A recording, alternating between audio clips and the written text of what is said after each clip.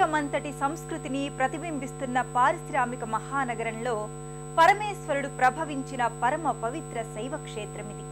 ఆ ముక్కంటి పార్వతి, ఆది పరాశక్తి, గణపతి, హనుమాన్ సమేతుడై అలరించిన శివ పంచాయతన ధామమిది. ఆ భోళాశంకరుడు శ్రీ బాబుల్ నాథుడనే నామంతో కొలువుదీరిన గర్భాలయాన్ని, ముఖమంటప వైభవాన్ని మనము దర్శించుకుందాం. అదుగో జగత్పితరుడైన హరహర మహాదేవుడు లింగరూపుడై స్వయంభువుగా వెలసిన గర్భగృహ బృహత్ మందిరం. వందలాది మైళ్ల నుంచి వచ్చి శతాధిక మెట్లను ఎక్కిన అలసటను ఒక్క పెట్టున మటుమాయం చేసే శివలింగ దర్శనం అదిగో. పశువుల కాపరికి దొరికి ఆ కాపరి పేరునే ధరించిన బాబుల్నాథుని భవ్యలింగమదిగో.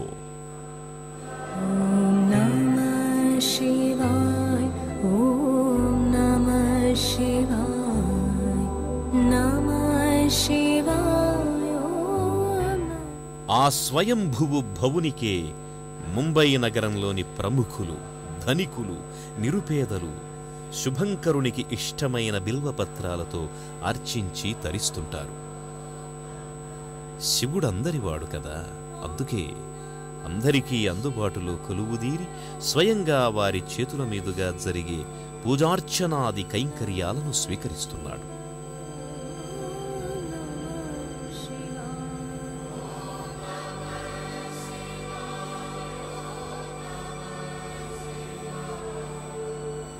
భక్తులు తమ వెంట తెచ్చుకున్న ఆకులలములు, పూలదండలు, చందన తాంబూలాది సర్వపూజా ద్రవ్యాలను సమర్పించి బంభం భోలేనాథ్కి జై అంటూ ఢంకా బజాయించి కైమోడ్పులర్పిస్తారు.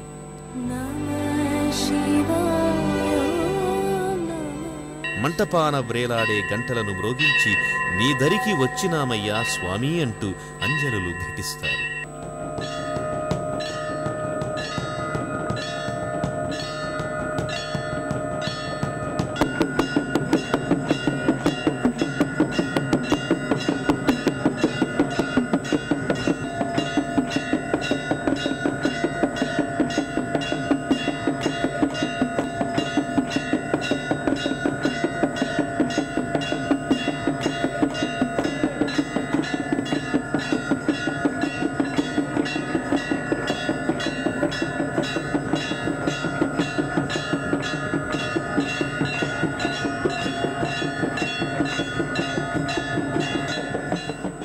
పరమశివలింగానికి వెనుక వైపున తన అర్ధనారీశ్వరి సింహవాహినిగా పార్వతీదేవి దుర్గామాత అవతారికగా దర్శనమిస్తుంది.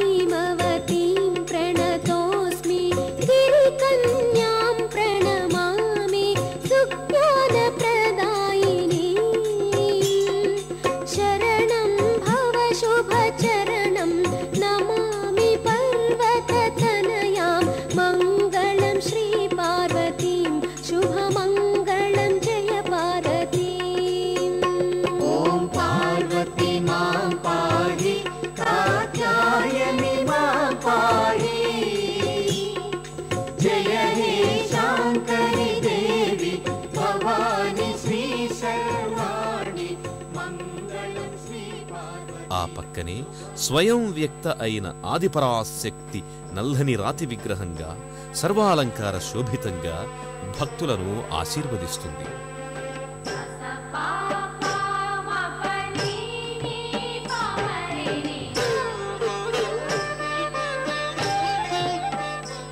ఈ గర్భాలయ ద్వారం వివిధ లతాగుల్మ సహిత శిల్పశోభతో ఆకర్షణీయమై ఉంటుంది.